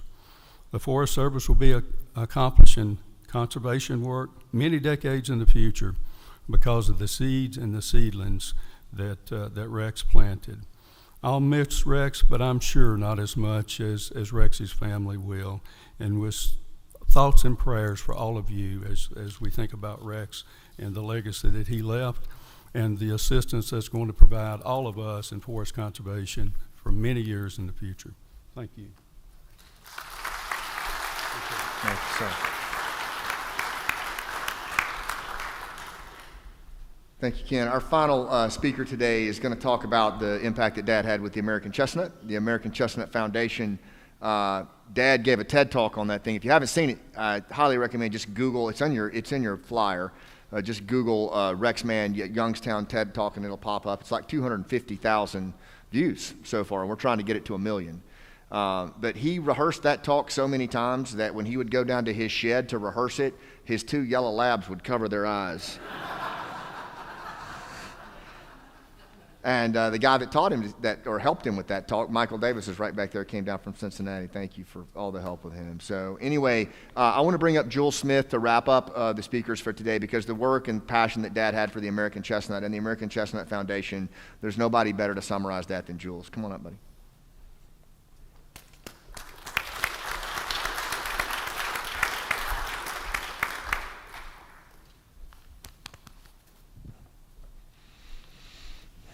Everybody. Unfortunately, I'm probably going to read my comments. I was like, is nobody going to read theirs except me? Looking that way. Every time I hear the name Rex Mann, I smile, inside and out. Often a memory from one of our many conversations comes rushing back, bringing with it a flood of happy thoughts. Any time spent with Rex, whether in person or on the phone, would inevitably leave me with an odd soreness in my face. I eventually realized it was because I'd smiled so much, with some laughter thrown in too. His humor, warmth, and joy were contagious. That facial ache was always worth it. Rex often ended our conversations with the same words, "Hey buddy, we've got a tree to save." When son Scott, as Rex affectionately called him, asked me to speak today, I was honored beyond what words can fully express. In so many ways, Rex was my hero, not just because of his tireless work to bring attention to the plight of the American chestnut, but because of who he was as a human. Accomplished yet humble, kind and generous, passionate and engaged, empathetic and reliable, warm and thoughtful, optimistic and courageous, even in the hardest of times. These qualities and so many more made Rex a powerful and persistent voice for American chestnut restoration. Though I didn't know Rex as long as many of you, less than a decade actually, it didn't take knowing him long to understand what mattered most: family, forests, and a very special tree. I began working at the American Chestnut Foundation in 2016, and within weeks, I was hearing stories about Rex and his unwavering dedication. I remember thinking, I need to meet this man. I was already in awe of him, and I had not even met him yet. That chance finally came at a storytelling workshop in 2017, led by son Scott at TACS Research Farms in Virginia. Rex's energy and passion were electric. He wasn't just a dedicated member of the Kentucky chapter. His voice echoed throughout the entire organization. In 2018, Rex gave a TEDx talk sharing the rich history of the American chestnut and why restoring it to our eastern forest is so critical. He was also a central figure in TACF's documentary, Clear Day Thunder, Rescuing the American Chestnut, not only lending his support and voice, but actually narrating the film as well. If you haven't seen it, I highly recommend it. It's good. Miss Anita also appeared in the documentary, and delivered one of my very favorite lines. When talking about Rex's passion for restoring all imperiled trees, not just the chestnut, she said, "He's hoping not to only restore the American chestnut, but other species that are being lost." And when I first heard about that, I said in a not very nice way, "Rex, could you please just restore this tree first? Get it going and then worry about the others." But he said, "No, Miss Anita, it's all important. We've got to look at the big picture." Do you remember that? That was Rex. Big picture, big heart. He also worked to build meaningful relationships with indigenous communities across the Chestnut's native range and beyond, helping educate others about the deep historical connections between those communities and the tree.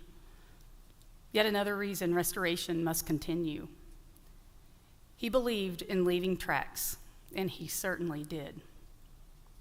In 2019, our annual fall meeting was in Gettysburg, and that's where I had my first long, in-person conversation with Rex. His enthusiasm was so genuine, so compelling, that even though I had already been working at TACF for 4 years, it felt like I was just learning about the tree for the very first time. That's how powerful his storytelling was. At some point, a colleague of mine joined the conversation. As it ended, Rex said, as he often did, "Hey, buddy, we've got a tree to save." I remember feeling a deep connection in that moment, like a door had opened. My colleague and I walked away, and she turned to me and said, "He called you buddy." And I replied, "I know, I am in." She smiled and said, "Wow, lucky you. I hope he calls me buddy someday." And now, son Scott calls me buddy. Yes, lucky me. So here we are, together, holding a bittersweet mix of grief and gratitude, mourning the loss of a remarkable man, and celebrating the life of someone who left an indelible mark, not only on our hearts, but on the future of a tree that meant so much to him. I know without a doubt Rex is here with us in this moment and in all the moments to come. His legacy lives on through the lives he touched and the mission he helped champion. Rex is still leaving tracks, and it's up to us now to follow them. Thank you. Thank you, God. Great job. So as we move to the end of our program, thank you, Jules. We're going to sing Dad's favorite hymn. It's "I'll Fly Away." He always loved it since he was a little boy. But the reason I think it's so appropriate is I was sitting out this morning looking at his purple martin colony. If you haven't heard about his purple martin colony, he considers himself a purple martin landlord. As my wife Monty has always called them, purple Martians. But these amazing birds that come from Brazil every late spring, and then they stay through the summer, they raise their young, and then about this time of the year, they fly away. And I was sitting out there this morning, and most of them are gone. Just the younglings are left. They're just getting their strength up to make that long trip to Brazil. And every year, Dad would be so excited when those birds were the first one would show up, And he was usually battling cancer or a stroke or something, and you would just see him tick up in his momentum and energy, and then there would be this melancholy that would kind of settle in about this time in the summer. And I was thinking this morning as I was sitting out there, like, man, like this is a special batch of martins here, because he sat with these martins, he counted these eggs. This will be the last group that he does that. But I also told myself, I'll see those martins again.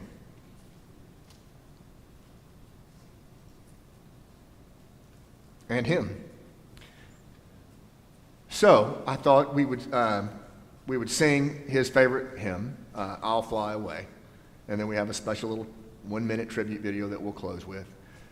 So at the end, we'll have a little bit of help from an old friend who would always sing this song in the hospital with his caregivers. But for starters, let's sing it together. So if you would, please rise with me, and we'll have the words on the screen and the piano accompaniment to I'll Fly Away.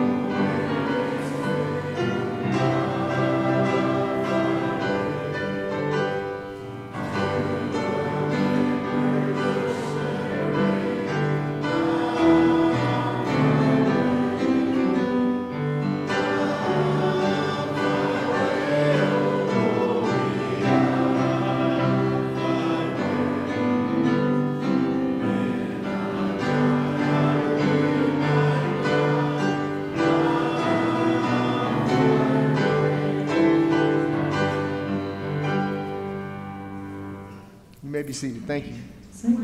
Oh, you.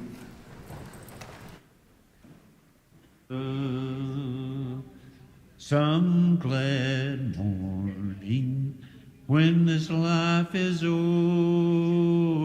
I'll fly away to a home where, God, I forgot it.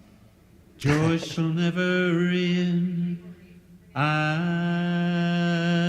fly away. I'll fly away, oh glory. I'll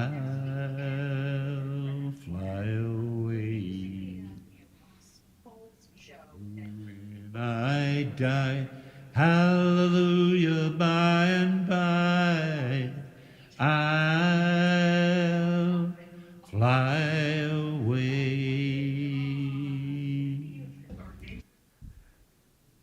So I'll leave you with this story.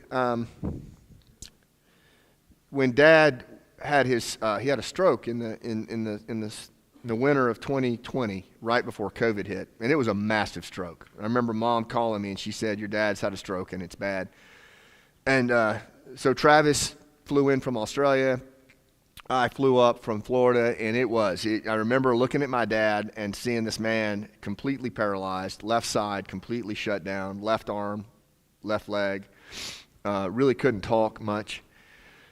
And I thought, man, this is going to be tough. And you know, they said there was a prognosis for recovery, but it was going to be really tough. Then COVID came in and hit really hard. And the thing was, just before that happened, we had gone to Australia to spend Christmas with Trav and his family, and Dad was working this connection with the Eastern Band of the Cherokee. It was going to happen. And he had set everything up to go to Cherokee, North Carolina, and meet with the council, the tribal council, and propose the first ever American chestnut orchard on indigenous land. And so, man, he was so fired up about that. It was all he thought about. He couldn't wait to go and do this. And then his stroke hit, and then COVID hit, and you saw how decimated the Cherokee Reservation was in western North Carolina by this. And so we built him a vision board. Trav and I built a vision board for him, and we kept it like on the foot of his bed. And he would get up, he couldn't put his shoes on, he couldn't walk, but little by little he trained, and we would talk about that talk that he was going to give at the council. And it motivated him, getting home, playing his guitar again. But it was the first time that as his son, I got to see the real essence of this man, the level of training and just discipline and drive to do something bigger than himself. And I mean, as Braden said, he walked it. He wasn't just talking it, because he had to learn how to walk again. And everything was about getting back to western North Carolina. And then finally, when summer came and things started to break open a little bit, my buddy David and Kevin Lang, who you've seen the amazing videos for, like a whole crew just rallied. And we went to we went to Kentucky. We loaded Pop up in the car.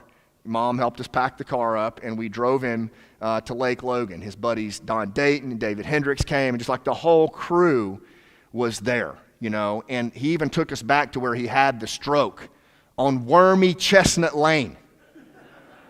And we're sitting there talking, and Dee Dee's like, I think you're lying. I think you had it over here and you saw the sign that said Wormy Chestnut Lane and you crawled over there. But anyway, so Dad, he was able to give that talk and convinced the council to create the first ever American chestnut orchard on indigenous land. And it's there to this day. But what we're going to end with is just a little video, and you're going to see this is at Lake Logan. This is him preparing to go give this talk. He always would walk as he would do his preparation for that talk. He was really big on preparation. And while we were there, we also went to see his dad, who he was very close to, who's buried up in the mountains. And we got Dad, I think the only time just about to play the guitar, even though his left hand was gone. He did one more song for us. And this, as far as I know, was the last song he did with his guitar. And I just think it really summarizes the essence of the man. And what I hope you'll think about as you watch this is the tracks that you're leaving, because that's what he would want you to leave here with. Not sad for him, not grieving for him. He would tell you to go sit on a stump, deal with it, and get up and get back to it. That's what he would tell us, But what tracks are you leaving for capacity, for impact? What tracks are you leaving in our youth? What tracks are you leaving in the relationships? Because at the end of the day, that's all we got at the end of this thing when it's fully measured. And so with that, let's roll the final video of Dad's leaving tracks. What would you want people to say about your tracks? I would want them to look at those tracks, and even if they wobble a little bit, and perhaps there is an imprint of a cane, that at least the people that would come after me would say, he kept going. He didn't stop. He didn't allow his frailty to stop him from traveling and making tracks.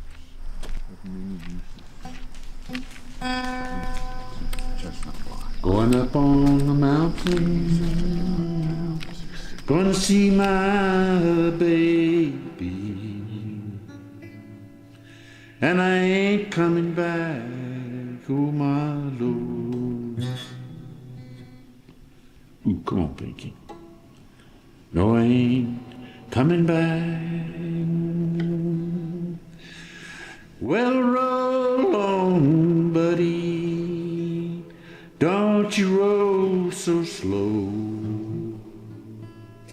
Lord, how can I roll when the wheels won't go?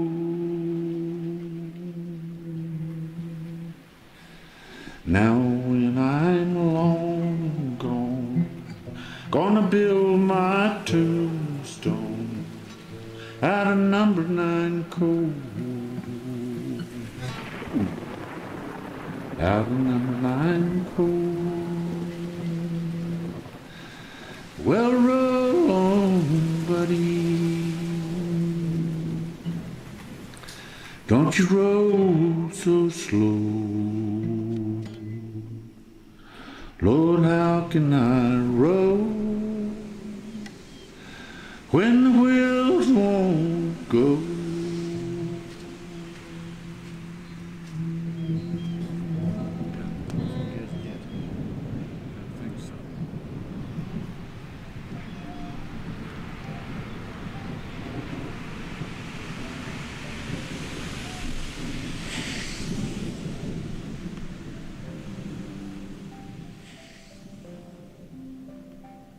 As we close, I'll leave you with this poem that Mom keeps in her house and that she and Dad have always lived by.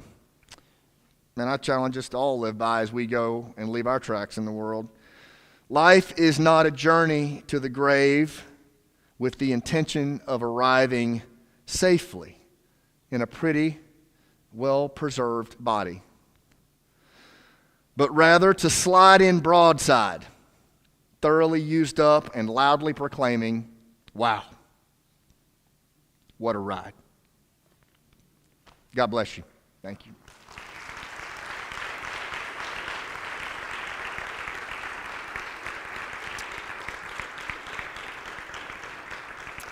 That concludes the service. We're going to probably, Mom's probably going to make her way out of here pretty quick. What I would ask you all, if you will, if you make your way out down to the lobby, Kevin's going to be down there with his camera. If you've got if you've got a minute or two to just talk about what Dad meant to you, man, it would mean a lot, because that way Mom will be able to process it after the fact and have it for years to come, if you have the time. All right. Thank you guys for